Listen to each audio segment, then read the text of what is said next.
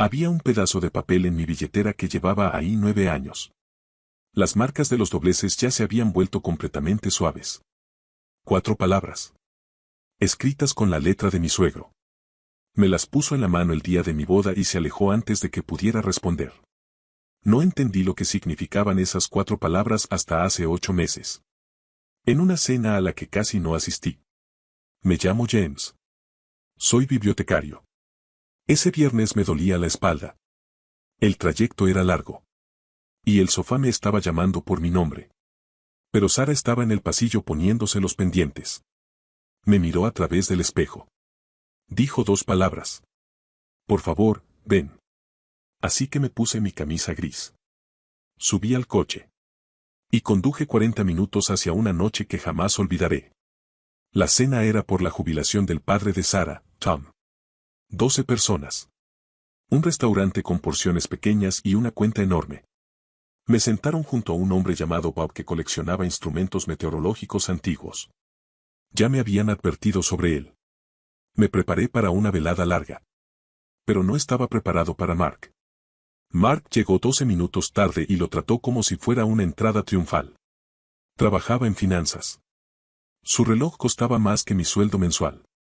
Rodeó la mesa estrechando manos como lo hacen los políticos, cálido, ensayado y apenas demasiado firme. Cuando llegó a mí, me preguntó a qué me dedicaba. Le dije que era bibliotecario. Algo cruzó por su rostro. No exactamente crueldad. Más bien la microexpresión de un hombre que clasifica a las personas antes de que terminen de hablar. Ah, dijo. Qué bien. 2 palabras. Lo bastante amables en la superficie. Pero llevo 14 años siendo bibliotecario. Sé perfectamente lo que significan esas 2 palabras con ese tono. Significan que no importas. Se volvió hacia Sara. Pasó los siguientes 20 minutos haciéndole preguntas cuyas respuestas no escuchaba. La interrumpió 2 veces, con tanta naturalidad que ella casi ni lo notó. Luego levantó su copa de vino, me miró directamente y sonrió. Ustedes 2 deben tener conversaciones muy distintas en casa. Lo dijo con total ligereza. Lo bastante alto para que todos lo oyeran. 3 segundos de silencio. La mesa soltó esa risa suave y específica que significa, esto es incómodo, pero no lo suficiente como para que alguno haga algo al respecto. Lo que sentí no fue ira. Fue algo más viejo y más pesado. 14 años entrando en habitaciones donde alguien escuchaba a qué me dedicaba y, en silencio, me relegaba a otra categoría. Todo eso volvió de golpe. En mi cuerpo. Al mismo tiempo. Abrí la boca. Y la mano de Sara encontró la mía debajo de la mesa. 2 dedos. 1 segundo. Yo me encargo. Confía en mí. Tomó su tenedor. Luego lo dejó sobre el plato. Un sonido pequeño y discreto. Y aún así, toda la mesa lo escuchó. Miró a Mark como un cirujano mira una radiografía. No con emoción. Con una certeza absoluta y serena. Nosotros hablamos de todo, dijo. El mes pasado hablamos sobre los derechos del agua en el suroeste de Estados Unidos, 3 estados avanzando silenciosamente hacia una crisis que la mayoría no verá venir hasta que sea demasiado tarde. El mes anterior hablamos de si ciertas tipografías provocan ansiedad medible. Hay investigaciones publicadas sobre eso. Antes de eso, él pasó toda una cena enseñándome cómo funcionaban los asedios medievales. Tenía 10 libros sobre el tema. 3 horas enteras. Aprendí cosas que sinceramente no sabía antes de aquella noche. Hizo una pausa. Solo el tiempo suficiente. La idea detrás de tu comentario es que aquello a lo que una persona se dedica para ganar dinero es lo más interesante de ella. En mi experiencia, y he estado sentado frente a muchísimas personas en muchísimas salas, casi siempre es lo menos interesante. Silencio. No el silencio educado. El tipo de silencio que aparece cuando alguien dice una verdad en una habitación que no estaba preparada para escucharla. Mark abrió la boca. Luego la cerró. Buscó su copa de vino y descubrió que estaba vacía. No tenía absolutamente nada que hacer con las manos. Al otro lado de la mesa, Tom miró a su hija con una expresión que jamás había visto antes en su rostro. No era solo orgullo. Era ese orgullo íntimo y silencioso de un hombre que crió algo mejor que él mismo, y lo sabe. Más pan, dijo Tom, pasando la cesta. Y así, sin más, la habitación volvió a respirar. 20 minutos después pasé junto a un pequeño rincón cerca del bar. Mark estaba allí, de espaldas, con el teléfono pegado al oído. La voz baja. Casi seguí caminando. Entonces lo escuché decir. Lo sé, amigo. Lo sé. Perdón. Estaré en casa a las 9, te lo prometo. Una larga pausa. Luego, más bajo todavía. Sé que siempre digo eso. La voz se le quebró en la última palabra. Estaba hablando con su hijo. Sus hombros eran completamente distintos. Más caídos. Más suaves, de una manera que no había visto en toda la noche. El hombre dentro de aquella chaqueta se había reducido a algo mucho más pequeño. Algo cansado. Algo que, en la oscuridad privada de ese rincón, sabía que llevaba mucho tiempo equivocándose en algo importante. Regresé a la mesa. Me senté junto a Bob. Cuando llegó el postre, se inclinó hacia mí. Miraba el mantel como mira la gente cuando lleva mucho tiempo cargando algo dentro.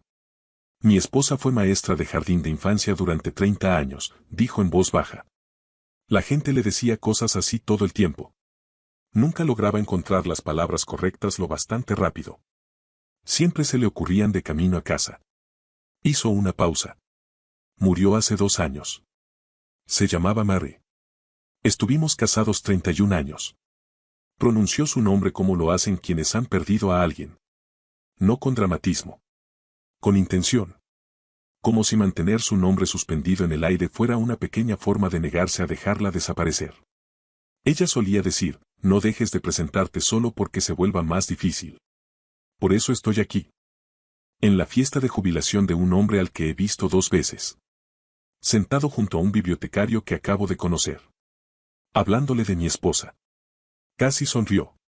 Le habría encantado lo que dijo tu esposa a ese hombre. Después de un momento, levantó la vista. ¿Puedo preguntarte algo? ¿Aneroide o mercurio? ¿Perdón? Barómetros. Siempre empiezo por ahí. La respuesta dice más sobre una persona de lo que imaginas. Me reí. No tenía pensado hacerlo. Me salió de manera completamente sincera. No sé absolutamente nada sobre barómetros, dije. Pero tengo toda la noche por delante. Se acomodó en la silla. Y durante los siguientes 40 minutos me habló de científicos victorianos que dedicaron toda su carrera a medir la presión atmosférica.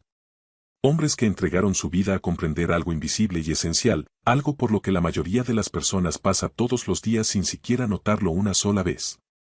Definitivamente valía la pena haber ido. Y estuve a punto de perderme por completo la oportunidad de conocerlo.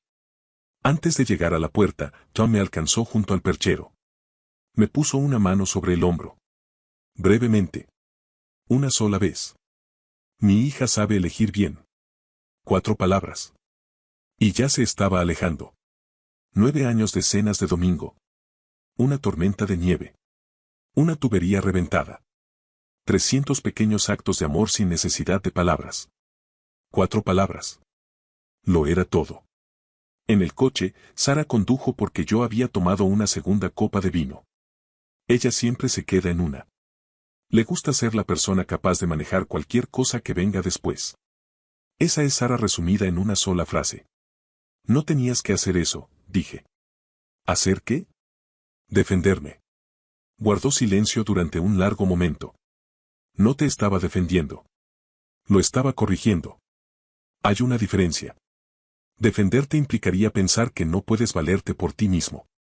Corregirlo significa que él tenía la información equivocada y yo tenía la correcta, y alguien debía decirlo. Tú no eres alguien que necesite ser rescatado. Eres un hecho que él entendió mal. Yo simplemente estaba diciendo la verdad. Miré por la ventana. La conversación sobre los derechos del agua fue hace 11 meses, dije. Recuerdo cada conversación que hemos tenido sobre derechos del agua. Han sido 4.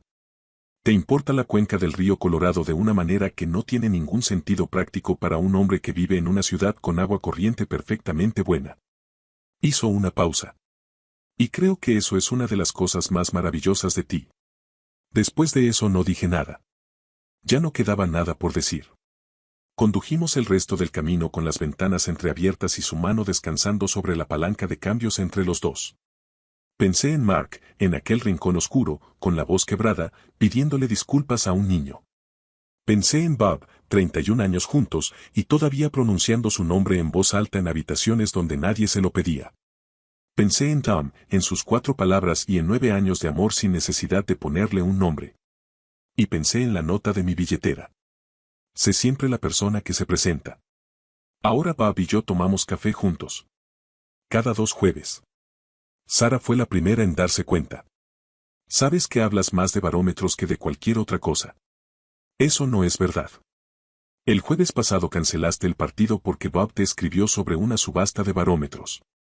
Era una subasta muy importante. Ella dejó el tenedor sobre la mesa. Igual que aquella noche en la cena. Y sentí un instante breve y completamente irracional de pánico, tiene preparada una respuesta devastadora. Pero en lugar de eso empezó a reír. A reír de verdad. De esa forma que le ilumina toda la cara. Esa risa que yo siempre persigo. Hiciste un amigo, dijo por fin. Fuiste a una cena y regresaste con un mejor amigo de 70 años que te escribe mensajes sobre subastas de barómetros. Bob me escribió a la mañana siguiente después de que se lo conté. Lo único que dijo fue. Mary solía decirme lo mismo. Yo le decía que los barómetros eran una inversión. Luego un solo punto final. Solo un punto. Y un hombre al otro lado del teléfono sonriendo en silencio para sí mismo en una casa donde antes vivían 2 personas. Algunas noches todavía estoy a punto de no ir. La espalda sigue doliendo. El trayecto sigue siendo largo. El sofá sigue siendo cómodo. Pero entonces pienso en esa nota.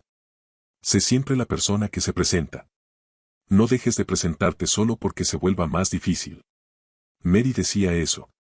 Y tenía razón. Tenía una razón tan absoluta y permanente que duele admitirlo. Si esta historia se quedó contigo, suscríbete. Deja un comentario contando ese momento al que casi no fuiste y que terminó significándolo todo. Y si hoy hay alguien en tu vida que necesita escuchar esto, envíaselo. Tú ya sabes quién es.